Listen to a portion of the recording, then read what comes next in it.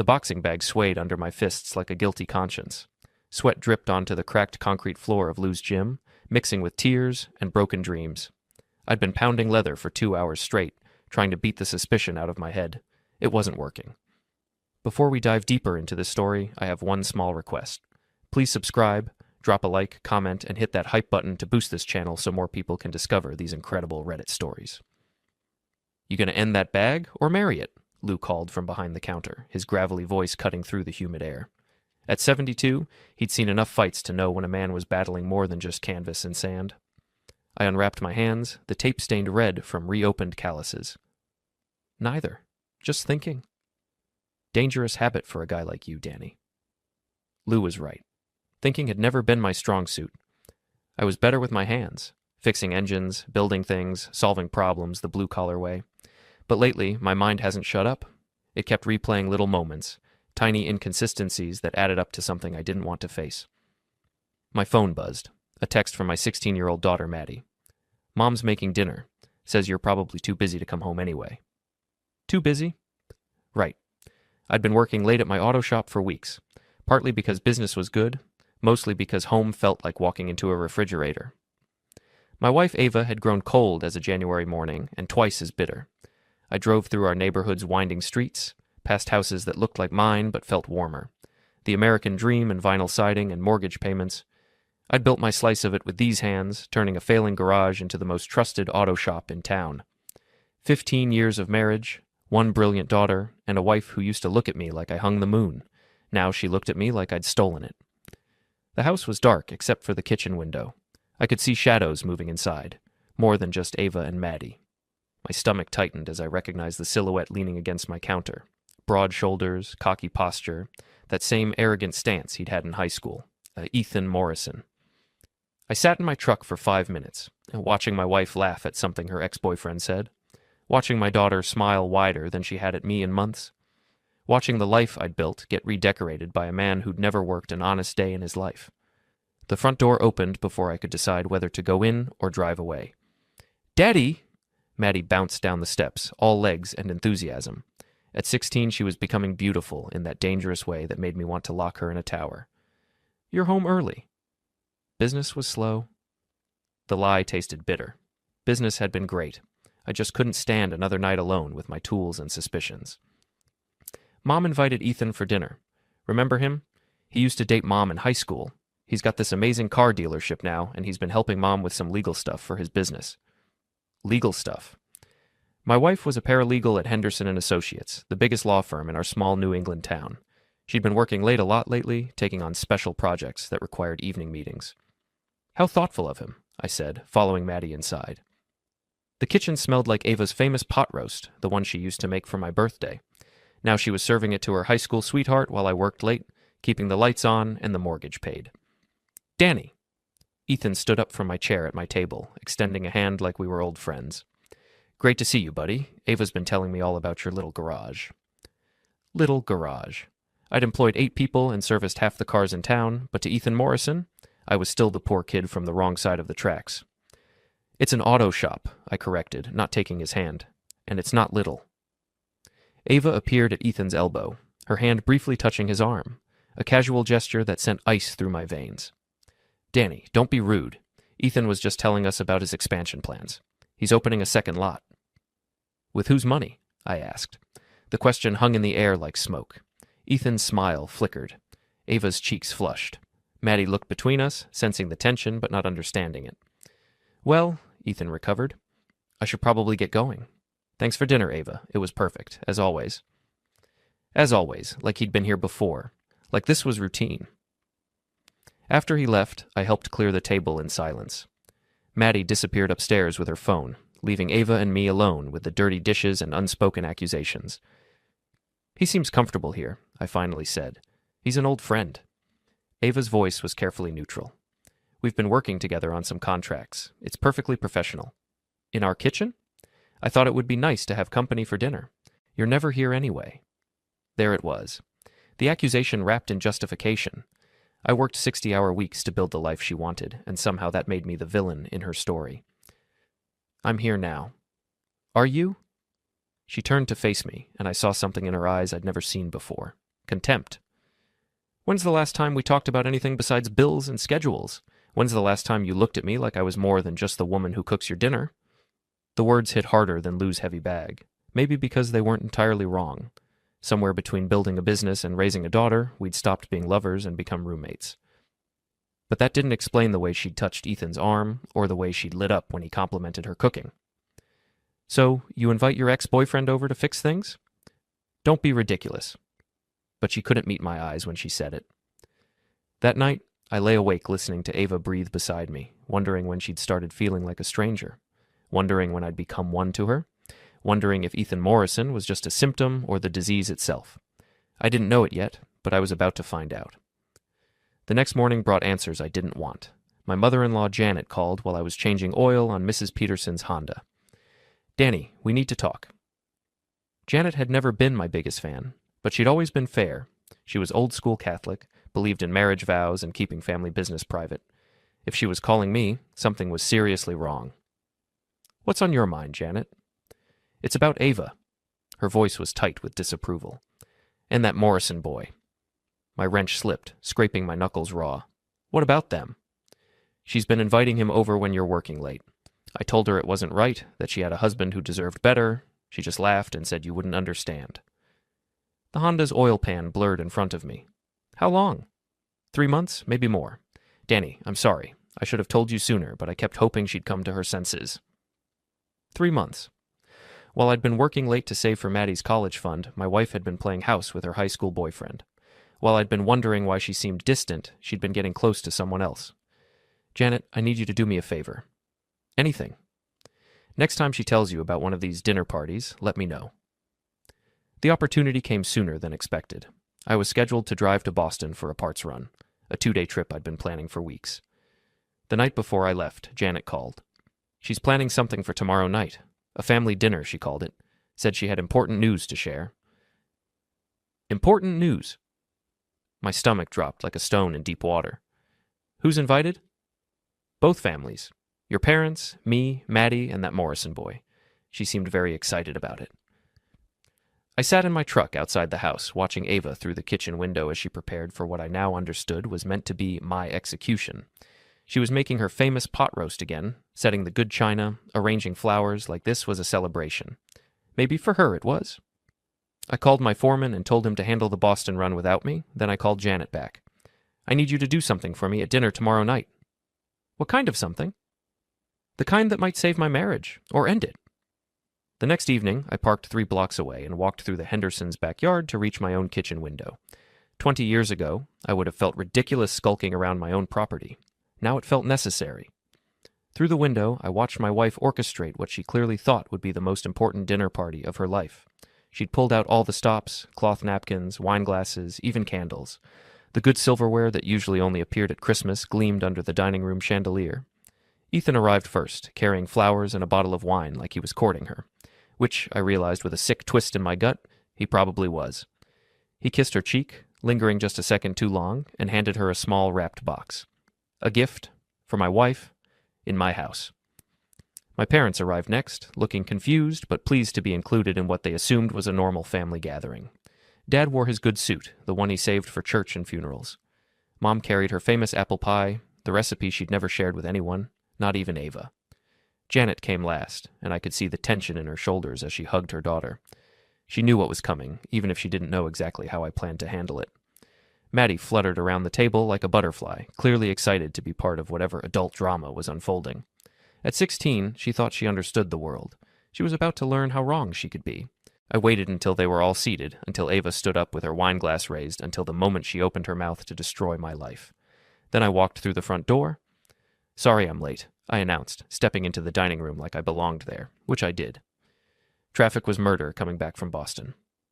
The silence that followed was so complete I could hear the grandfather clock ticking in the hallway. Ava's wine glass froze halfway to her lips. Ethan's fork clattered against his plate. My parents looked confused. Maddie looked annoyed. Only Janet smiled. "Danny." Mom recovered first, always the peacemaker. "We thought you were out of town." Change of plans. I pulled out the empty chair next to my father, the one Ava hadn't set because she'd thought I wouldn't be there to use it. "Don't let me interrupt. Ava, you looked like you had something important to say."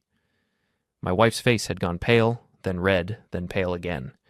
She set down her wineglass with shaking hands. We were just having a nice family dinner. With Ethan. I nodded toward her high school sweetheart, who was studying his plate like it contained the secrets of the universe.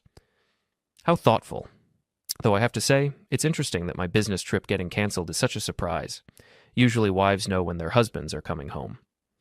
You didn't call, Ava said weakly. Neither did you. About a lot of things, apparently. Dad cleared his throat. Maybe we should... Stay, I said firmly. Please. Ava clearly has something she wants to share with the family. Don't you, honey? The endearment dripped with sarcasm. Ava flinched like I'd slapped her. Janet chose that moment to speak up. Actually, Ava, before you say anything, I think there's something your husband should know. Mom, please. No. Janet's voice carried the authority of a woman who'd raised 5 children and buried 1 husband. Danny deserves the truth. We all do. She turned to face me, her expression a mixture of sympathy and determination. Your wife has been inviting Ethan here regularly while you've been working. She told me she was planning to use tonight's dinner to announce that she's leaving you. The words hit the table like a bomb. My mother gasped. Dad's face went hard as granite. Maddie's mouth fell open. Ethan looked like he wanted to crawl under the table and disappear. Ava looked like she wanted to murder her mother. I never said, she stammered. You said Danny was boring. Janet continued relentlessly. You said he worked too much and didn't appreciate you. You said Ethan made you feel alive again, like you did in high school. You said you deserved better than a mechanic who smelled like motor oil. Each word was a knife twist. I felt my parents' eyes on me, saw the pity in their faces, and something inside me hardened into steel. A mechanic, I repeated slowly. That's what I am to you? After 15 years of marriage, after building a business that supports this family, after working 60-hour weeks so you could have this house and Maddie could have everything she wanted, I'm just a mechanic who smells like motor oil. Danny, that's not what I meant. Then what did you mean? I stood up, my chair scraping against the hardwood floor I'd refinished with my own hands. When you were planning this little dinner party to humiliate me in front of both our families, what exactly did you mean? Ethan finally found his voice. Look, Danny, maybe we should talk about this privately. Privately? I laughed, and it sounded bitter even to my own ears. Like you and my wife have been talking privately for 3 months, like the private conversations you had in my kitchen while I was working late to pay for the food you were eating. It's not like that, Ava said desperately. We're just friends. We were just catching up. Friends. I pulled out my phone and scrolled to the photos I'd taken 2 nights ago. Is this what you call friendship? I showed them the picture of Ava and Ethan kissing in the parking lot of the Riverside Motel, then the one of them going into room 237, then the one of them coming out 2 hours later, her hair messed up and his shirt wrinkled. The silence was deafening. My mother started crying quietly. Dad's hands clenched into fists. Maddie stared at the phone like she couldn't process what she was seeing. Where did you get these? Ava whispered. I followed you Tuesday night when you said you were working late on a big case. Imagine my surprise when your big case turned out to be Ethan Morrison's zipper. Danny, Mom gasped. Sorry, Mom, but I think we're past worrying about language, don't you? I pocketed the phone and looked around the table. So here's what's going to happen. Ava, you want out of this marriage? Fine. You can have your divorce. But you're not getting the house, you're not getting alimony, and you're sure as hell not getting to play the victim. You can't just... I can, and I will. See, while you were playing house with your boyfriend, I was talking to a lawyer. A good one. Better than anyone at Henderson and Associates, I'd bet. Turns out adultery still means something in this state, especially when you have photographic evidence. Ethan stood up abruptly. I should go.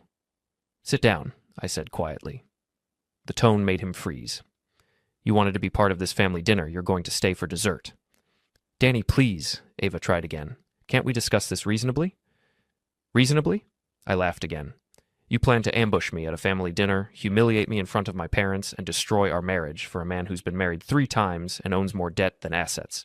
But sure, let's be reasonable. I turned to Ethan, who was sweating despite the air conditioning. Tell me, Ethan, what exactly do you see in my wife?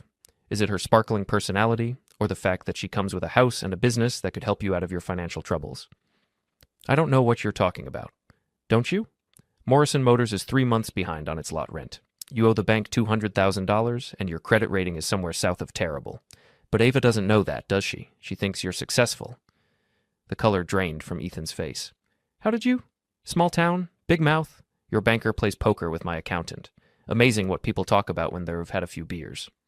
I looked at my wife, saw the confusion and dawning horror in her eyes as she realized her knight in shining armor was riding a repoed horse. So, here's the deal, I continued. Ethan, you're going to get up, walk out of my house, and never contact my wife again. If I see you, if I hear you've called her, if you so much as drive down my street, I'll make sure everyone in town knows exactly how broke you really are. You can't threaten me. I'm not threatening you. I'm promising you. And Ava? I turned to my wife, who was crying now, makeup running down her cheeks like black rain. You want a divorce? You'll get one, but you'll get it on my terms, not yours. I walked to the front door and held it open. Ethan, your exit. He left without another word, practically running to his car. I watched through the window as he fumbled with his keys, desperate to escape the wreckage of whatever plan he and Ava had cooked up. When I turned back to the dining room, my family was staring at me like I'd grown a second head. Well, I said, sitting back down and reaching for the mashed potatoes. Who wants to talk about the weather? The next morning, I woke up alone. Ava had spent the night at her mother's house, taking Maddie with her. The house felt different without them, not empty exactly, but cleaner somehow, like an infected wound that had finally been drained. I made coffee and sat at the kitchen table where, 12 hours ago, my wife had planned to destroy my life. The morning sun streamed through windows I'd installed myself, illuminating the life I'd built with my own hands, a life that was apparently worth so little to the woman I'd shared it with. My phone rang. Lou's gravelly voice cut through my brooding. Heard you had some excitement last night? Small towns, news traveled faster than gossip, and gossip traveled at light speed. Where'd you hear that? Janet stopped by this morning, wanted to make sure you were okay, said you handled yourself pretty well. Did I? Because I feel like I just blew up my life. Son, your life was already blown up. You just finally noticed the crater. Lou was right, as usual. The marriage had been dying for months, maybe years. I'd just been too busy working to see it, too invested in the idea of what we'd built to notice when the foundation started cracking. What do I do now? Now?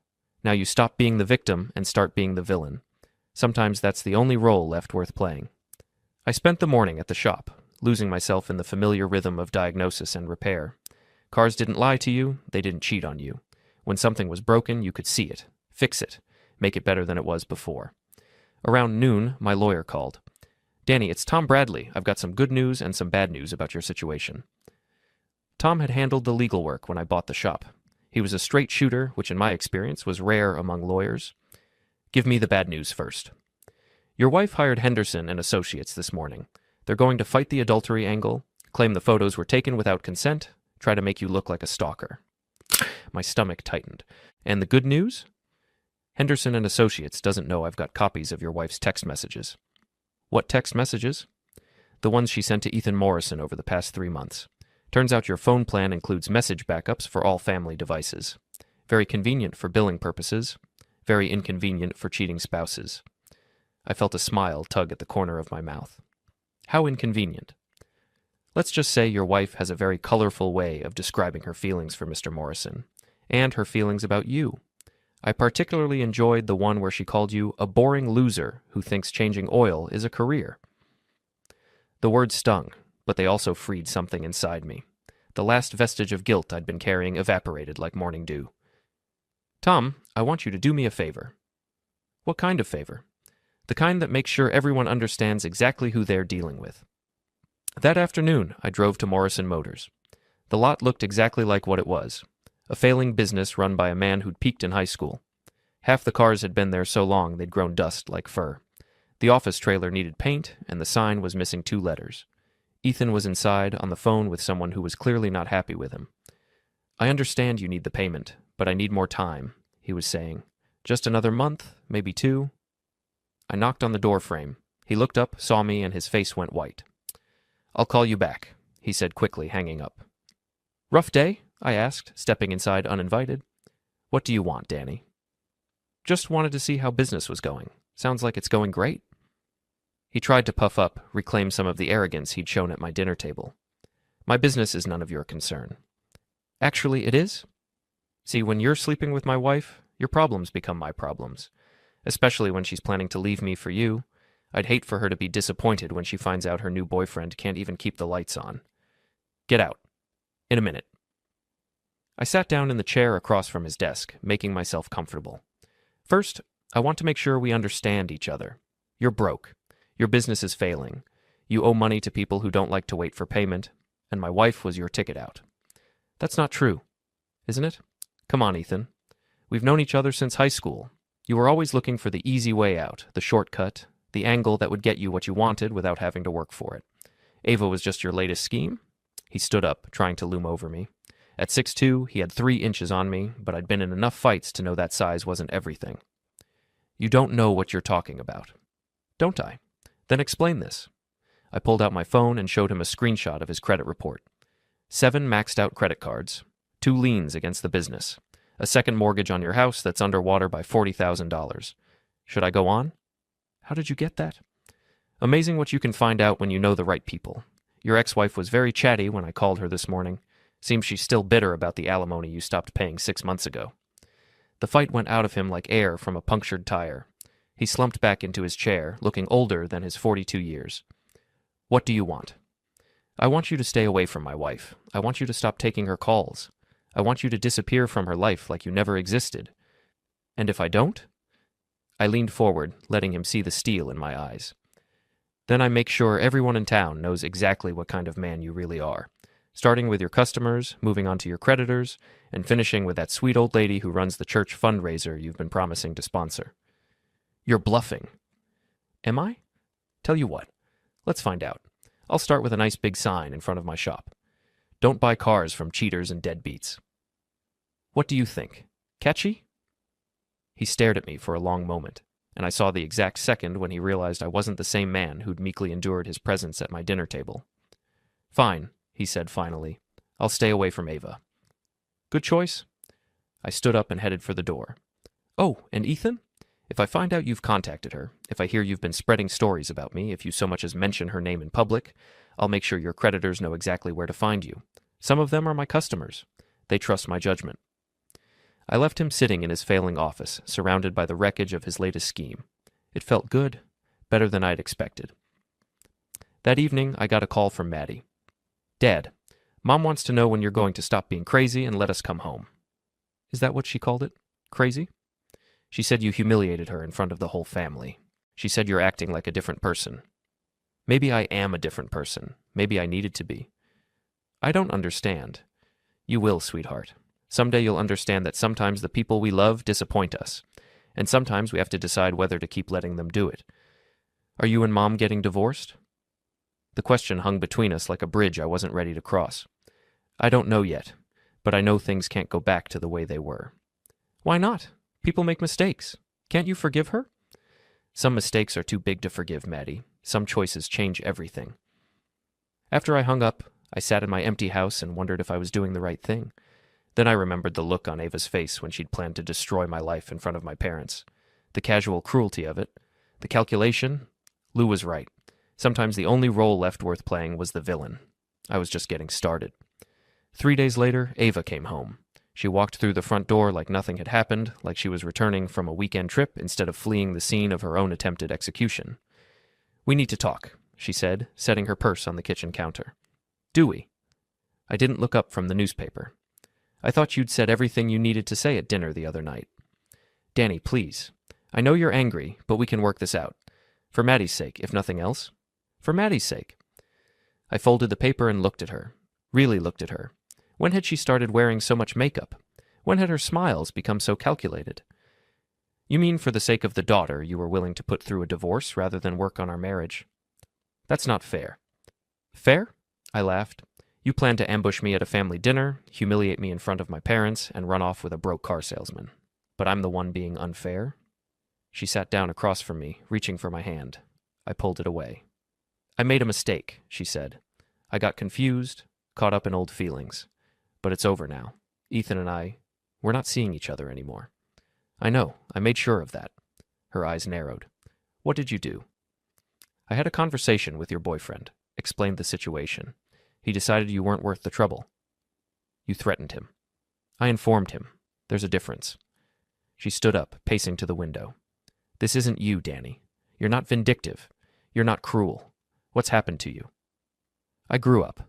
Took me 42 years, but I finally figured out that being nice doesn't mean being stupid. Being faithful doesn't mean being blind. Being a good husband doesn't mean being a doormat. So what now? You're going to punish me forever? I'm not punishing you. I'm protecting myself. There's a difference. She turned back to me, and for a moment I saw a flash of the woman I'd married.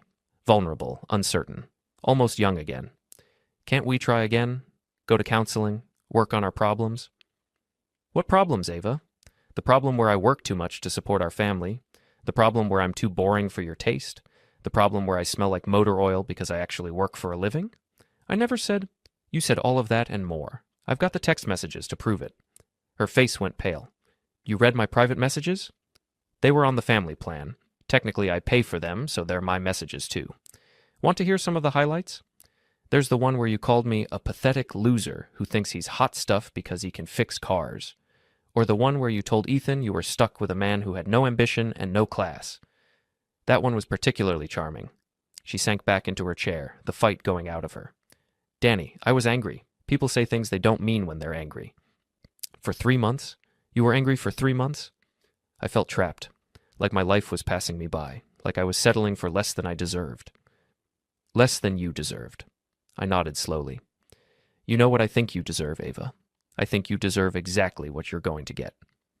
Something in my tone made her look up sharply. What does that mean? It means I've been thinking about our situation, about what comes next, and I've got a proposition for you. What kind of proposition? I pulled an envelope from my jacket pocket and slid it across the table. Open it. Inside were 2 sets of documents, divorce papers and a property settlement agreement. You want out of this marriage? Fine, sign these and you can have your freedom, but you're going to earn it. She scanned the papers, her face growing paler with each page. This gives you everything. The house, the business, full custody of Maddie. That's right. I can't agree to this. It's not fair. Fair? You want to talk about fair? Fair would be splitting everything 50-50. Even though you contributed nothing to building my business, fair would be joint custody, even though you were willing to destroy our daughter's family for a fling with your high school boyfriend. Fair would be alimony, even though you're perfectly capable of supporting yourself. I leaned forward, letting her see the steel in my eyes. But I'm not feeling particularly fair right now. I'm feeling generous. I'm giving you a choice. Sign those papers, walk away clean, and we'll tell everyone it was mutual. Or fight me in court and let the whole town read your text messages in the newspaper. You wouldn't. Try me. She stared at the papers for a long time, and I could see her mind working, calculating, trying to find an angle, a way to turn this to her advantage. I need time to think. You've got 24 hours. After that, the offer expires, and we do this the hard way. She gathered up the papers and headed for the door. At the threshold, she turned back. This isn't over, Danny. Yes, it is. You just don't know it yet. That night, I called Lou. How'd she take it? About like you'd expect. She's looking for an angle. There isn't one. Tom Bradley's good at what he does. I know, but she'll try anyway. That's who she is. You sound different, son. Harder. Maybe I needed to be harder. Maybe I've been soft for too long. Just make sure you don't become something you can't live with. After I hung up, I sat in my workshop behind the house, surrounded by the tools and projects that had always been my refuge. Half-finished furniture, restored engine parts, the detritus of a man who liked to fix things, but some things couldn't be fixed. Some things were broken beyond repair. The next morning brought my answer. Not from Ava, but from Tom Bradley. She hired a private investigator, he told me. Professional outfit from Boston. They're digging into your finances, your business, looking for anything they can use. Let them dig. I've got nothing to hide. That's not the point.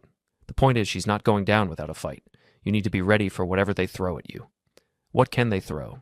I've never cheated, never lied about money, never done anything worse than work too hard. Sometimes that's enough. Sometimes they'll twist your virtues into sins if it serves their purpose. He was right. I'd been naive to think Ava would just accept defeat. She'd been planning this divorce for months, probably had strategies I hadn't even considered, but I had something she didn't expect. I had nothing left to lose. That afternoon, I drove to the lakeside cabin I'd bought and renovated 3 years ago. It was supposed to be our retirement retreat, a place where Ava and I would grow old together. Instead, it had become another symbol of dreams that died hard. The cabin sat on 5 acres of pine and birch, overlooking a lake so clear you could see the bottom 20 feet down, I'd rebuilt it from the foundation up, installing new plumbing, rewiring the electrical, adding a stone fireplace that could heat the whole place. It was beautiful. It was peaceful. And it was about to become the stage for the final act of my marriage. I spent the evening preparing, setting up cameras in discrete locations, testing the Wi-Fi connection, making sure everything was ready for what came next. Then I called Ava. "I've been thinking about what you said, about trying again." "Really?" The hope in her voice was almost pathetic. "Really. Why don't you come up to the cabin this weekend? We can talk without distractions, figure out where we go from here." "I'd like that. Should I bring Maddie?" "Let's make it just us for now. We need to work through our issues before we involve her." "Okay. Saturday afternoon?" "Perfect. I'll have everything ready." After I hung up, I called Tom Bradley. "I need you to do something for me, something that might not be entirely legal." "Danny, I can't." "Just listen, then tell me if you can live with it." I explained my plan. Tom was quiet for a long time. "That's not illegal," he said finally. "Unethical, maybe. Definitely ruthless. But not illegal." "Can you live with it?" "The question is, can you?" I looked out at the lake, at the water that reflected the sky like a mirror. Soon it would reflect the truth. All of it. "Yeah," I said. "I think I can." Saturday arrived gray and cold, with the kind of October wind that stripped leaves from trees and pretense from people. I got to the cabin early, making final preparations for what I knew would be either a reconciliation or a reckoning. I was betting on the reckoning. Ava arrived at 3 o'clock, driving the BMW I'd helped her pick out 2 years ago.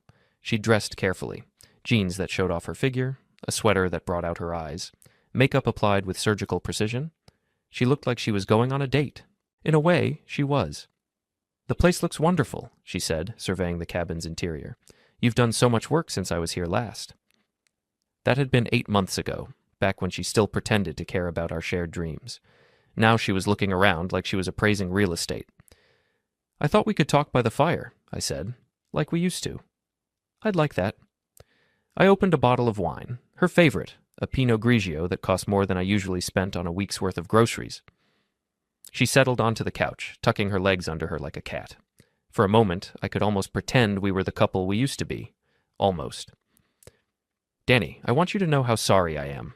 About everything. About Ethan. About the things I said. About the way I handled our problems." "Are you?" "Sorry, I mean." "Of course I am. I love you. I've always loved you, even when I was confused about other things." "Confused? That's an interesting way to put it." She leaned forward, her hand finding mine. "I know I hurt you. I know I made terrible mistakes. But we can get past this. We can be stronger than we were before." "Can we? Even after everything you said about me? Everything you planned to do?" "I was angry. People say things they don't mean when they're angry. Show me your phone." The request caught her off guard. "What?" "Your phone. Show me your text messages with Ethan from this week." "Danny, that's not—" "Show me, or this conversation is over." She hesitated, then pulled out her phone.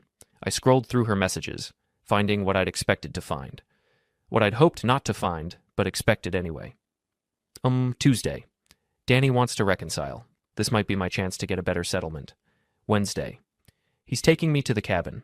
If I play this right, I might not need a lawyer." Thursday. "Wish me luck. By Sunday, I'll either have my old life back or a much better divorce deal." I handed the phone back to her. "Still confused?" Her face had gone pale, but she tried to recover. "Danny, you don't understand. I was just..." "Just what? Just planning to manipulate me one more time? Just trying to figure out how to get the most money out of our divorce? Just playing the loving wife long enough to improve your negotiating position?" "It's not like that." "Then what is it like, Ava? Explain it to me." She stood up, pacing to the window that overlooked the lake. "You want the truth? Fine. The truth is that I'm 40 years old, and I feel like my life is over. The truth is that I married you when I was 25 and didn't know what I wanted. The truth is that I've spent 15 years watching other women marry doctors and lawyers and businessmen while I got stuck with a mechanic. There it is." I felt something cold and final settle in my chest. The real truth. Not that you were confused or angry or going through a phase. You think you married beneath yourself. I didn't say that. You didn't have to. It's been written all over your face for years. Every time someone asks what your husband does for a living. Every time we go to one of your office parties and I'm the only guy there without a college degree. Every time you introduce me as Danny, he owns a garage. You're being ridiculous. Am I? Tell me something, Ava. When you were planning your new life with Ethan, did you bother to check his credit report? Did you look into his business? Did you do any research at all, or were you just so desperate to trade up that you didn't care? What are you talking about? I pulled out a folder I'd prepared, full of documents I'd gathered over the past week. Ethan Morrison is broke. Worse than broke. He's drowning in debt. His business is failing, his house is mortgaged to the hilt, and he owes money to some very unpleasant people. She took the folder with shaking hands, scanning the papers inside. With each page, her face grew paler. This can't be right. It's all right. Credit reports, bank statements, court filings. Your knight in shining armor is riding a repoed horse. How did you get all this? Amazing what you can find out when you actually try. Something you might have considered before you decided to blow up our marriage for him. She sank back onto the couch, the folder scattered around her like the pieces of her broken dreams. He told me he was successful. He said he was expanding his business. He lied. Just like you lied to me. Just like you've been lying to yourself. What do you want from me, Danny? What do you want me to say? I want you to sign the divorce papers. And if I don't? I walked to the fireplace where I'd set up a laptop computer. With a few keystrokes, I brought up a video file. Then everyone gets to see this. The video showed Ava and Ethan in a motel room, clear as day, audio and all. She stared at the screen, her face draining of color. You recorded us? I documented your adultery, I said. The camera was on public property. No curtains. My lawyer confirmed everything. She whispered that I wasn't the man she married. I told her she was right. The man she married was naive enough to trust her, stupid enough to believe her lies, and weak enough to let her walk all over him. That man was gone. She killed him when she chose a broke car salesman over 15 years of marriage and tried to humiliate me in front of my own parents. I slid the divorce papers toward her. If you sign, the video and all the evidence disappear. You start fresh. If you don't, everyone sees this. Your boss, co-workers, friends, our daughter. With shaking hands, she signed. Mascara streaked down her cheeks, but I felt nothing. Not hate, not love, just empty calm. She asked what to tell Maddie. I told her to tell the truth, that she chose herself over her family and choices have consequences. Later, I burned the draft papers in the fireplace. The real copies were safe with my lawyer. I just wanted the ghosts gone. 15 years of marriage turned to ash in minutes, but for the first time in a long time, I felt warm. Weeks later, Maddie came to the shop. She said everyone at school was talking about her mom and Mr. Morrison. She asked if I hated Ava. I told her no. Hate took too much energy. I was just disappointed, and I'd rather spend my energy on her, on my work, on rebuilding. She hugged me and said she was proud of me for finally standing up for myself. As I went back to restoring a battered '67 Mustang, I realized that was my life now, taking something broken and making it strong again. I was 42, divorced, starting over, but I had my daughter, my business, and my self-respect, and for the first time in years, that was enough.